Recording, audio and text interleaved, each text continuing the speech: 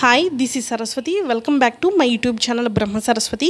ఎవరైతే మన ఛానల్ని ఫస్ట్ టైం చూస్తున్నారో మన ఛానల్ని సబ్స్క్రైబ్ చేసుకోండి. కంప్యూటర్ హార్డ్వేర్ అండ్ నెట్వర్కింగ్ సబ్జెక్ట్లో ఉన్న థర్డ్ యూనిట్లో థర్డ్ టాపిక్ అండి. State the need for data communication. అసలు డేటా కమ్యూనికేషన్ ఎందుకు అవసరం అని క్వశ్చన్ అండి. దానికి మెయిన్గా 5 పాయింట్స్ అండి ఆన్సర్ వచ్చేవాడికి.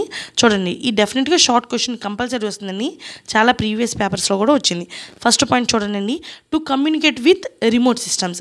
రిమోట్ సిస్టమ్స్తో కమ్యూనికేట్ చేయడానికి డేటా కమ్యూనికేషన్ అనేది అవసరం. Second point, to transfer huge amount of data between the systems.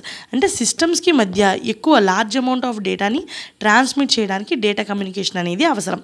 Third point చూడండి అండి, టు షేర్ రిసోర్సెస్ని ఇందాక మనం చెప్పుకున్నాం కదా లాస్ట్ వీడియో టాపిక్లో, ప్రింటర్స్ని షేర్ చేసుకోవచ్చని. ఇలా రిసోర్సెస్ని షేర్ చేసుకోవడానికి డేటా కమ్యూనికేషన్ అనేది అవసరం అండి. ఫోర్త్ పాయింట్ చూడండి, to monitor or observe different situations at remote places. దీనికి ఎగ్జాంపుల్ ఏం చెప్పుకోవచ్చు అంటే, మన ఇంట్లో సీసీ కెమెరా కానీ, మన ఇంట్లో కొన్ని ఆఫీస్లో కానీ సీసీ కెమెరా పెట్టుకుని అది మన మొబైల్కి కనెక్ట్ చేసుకుని మనం ఎక్కడికైతే ట్రావెల్ చేసినా అక్కడి నుంచి కూడా మనం ఏం జరుగుతుందో అని మన మొబైల్లో చూసుకోవచ్చు కదండి, అది కూడా చెప్పుకోవచ్చు. తర్వాత, to achieve security, speed, accuracy, reliability. స్పీడ్ని, యాక్యురసీని, రిలయబిలిటీ, సెక్యూరిటీని అచీవ్ చేయడానికి డేటా కమ్యూనికేషన్ అనేది అవసరమండి. జస్ట్ ఈ 5 పాయింట్స్ రాస్తే మీకు 3 మార్క్స్ వస్తాయండి.